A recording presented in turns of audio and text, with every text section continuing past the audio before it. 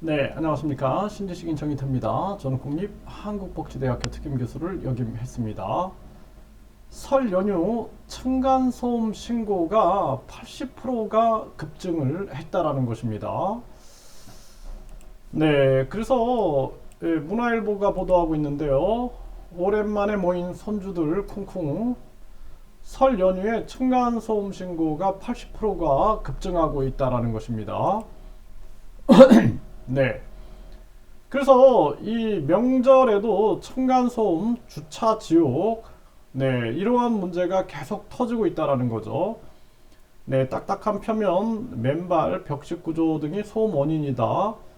단단한 벽인지 쳐봐야 집 고르기 할 때도 이런 부분들이 필요하고, 정보 공개하면 갈등이 내려간다. 네, 출차 시계 소개. 뭐 이러한 얘기들도 있는데요. 네, 결국에는 이 건축할 때부터 분양이 중요한 게 아니라 이런 층간 소음이나 또는 벽간 소음이나 이러한 문제를 철저하게 점검하는 것이 굉장히 중요한 부분이다. 그러한 부분을 볼 수가 있고요. 또 이제 서로를 배려하는 것, 개인적으로는 서로 배려하는 것도 중요하고, 정부 입장에서는 층간 소음, 벽간 소음 때문에 뭐 이렇게 살해도 일어나고 막 그런단 말이죠. 그래서 이러한 부분에 대해서 정부도 적극 개입해가지고 이거 보수공사를 통해서 이 층간소음, 벽간소음을 막아줘야 된다. 이거 굉장히 중요한 부분이다. 이렇게 생각을 하고요. 그리고 이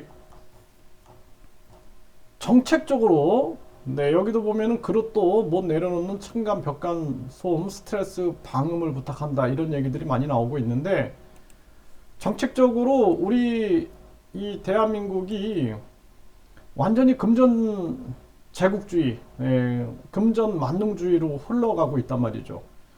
그래서 지방은 마구 소멸이 일어나고 붕괴가 되고 있음에도 불구하고 계속 밀집하는 거예요.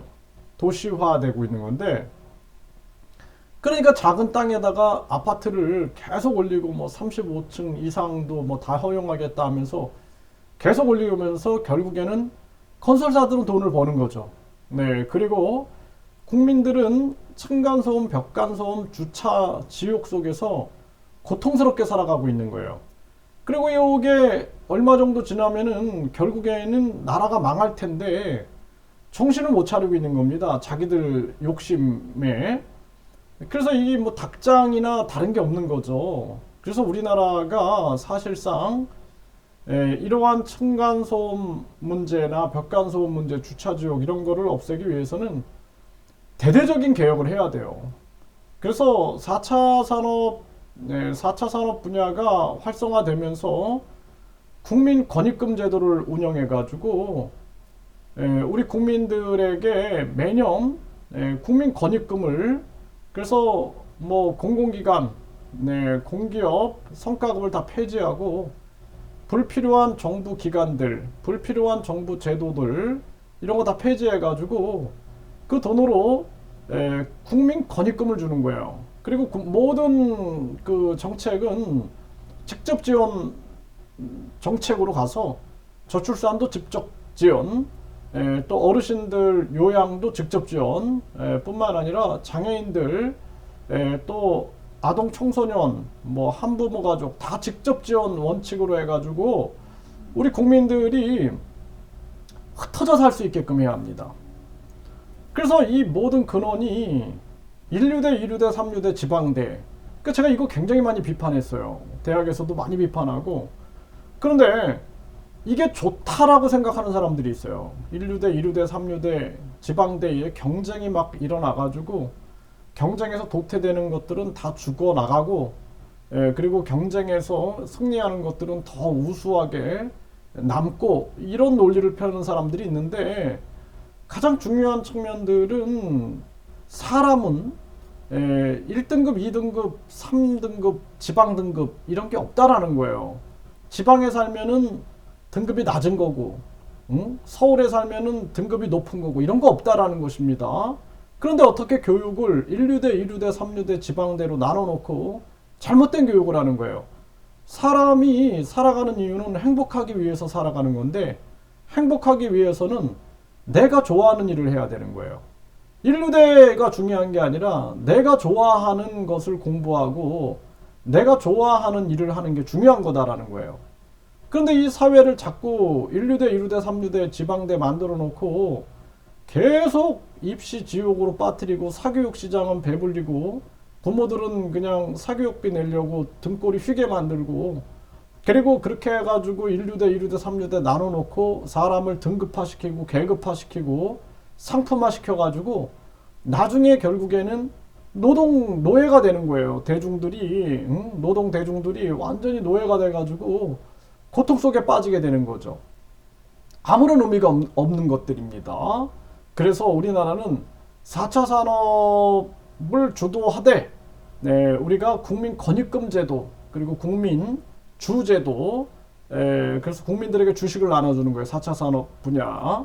그래서 또 뭐 GDP 증상 카드를 일부 적용을 해가지고 우리가 GDP를 국내 총생산을 증산할 수 있는 의무 사용 카드를, 뭐 과거에도 이렇게 코로나 상황에서 의무 사용 카드를 준 적이 있죠. 이런 것들을 공급을 해가지고 국민들이 흩어져 살 수 있게끔 해야 한다. 그리고 이제 흩어져 살게 되면은 원격 의료라든지 또는 의료도 공공의료를 확대해야 됩니다. 네, 이게 자본주의 논리로만 가면 안 돼요. 홍익 자본주의로 가야지, 이게 약탈 자본주의로 가면 안 됩니다. 인간을 널리 이롭게 한다라는 자본주의로 가야 된다라는 거죠. 이게 가장 기초적인 거예요. 그렇게 해가지고 뭐 지방에 살아도 드론으로 다 배달할 수 있게끔, 드론 배달 가능하잖아요. 인터넷, 그리고 드론 배달, 이런 걸 통해서 완전히 우리 사회를 경쟁의 굴레에서 벗어나서 행복을 추구하는 삶으로 바꿔야 된다. 이게 잘못된 거예요. 이게 모든 게 이런 아파트 속에서 브랜드화 시키고, 또 많은 사람들을 명품 뭐 해가지고 그냥 거기에 세뇌를 시켜가지고, 그래가지고 모아놓고 층간소음, 벽간소음, 주차 지옥 만들고, 서로 갈등 빚게 만들고, 서로 죽이게 만들고, 계속 이 집 하나 마련하기 위해서 뼈골 빠지고 갔다가 이자나 계속 상납하게 만들고, 이런 잘못된 사회 구조를 다 바꿔야 된다는 것입니다. 그래서 이거는 우리가 분산정책, 국민권익금과 4차 산업 분야를 우리가 분배를 공유할 수 있게끔 해가지고 분산정책을 써서 변화를 주지 않으면 안 된다. 이대로 계속 가다가는 대한민국은 지방 소멸, 뭐 지방대 소멸, 지방학교 소멸 해가지고 결국에는 나중에는 대한민국 자체가 소멸돼요. 대한민국이 소멸돼도 정신 못 차리는 정치꾼들, 이런 정치꾼들을 다 쓸어버리고 우리가 국민투표 시민 반환제를 통해서 국민들이 직접 민주정치에 뛰어드는 그러한 인터넷 민주정치 시대를 열어야 된다. 저는 그렇게 말씀을 드립니다.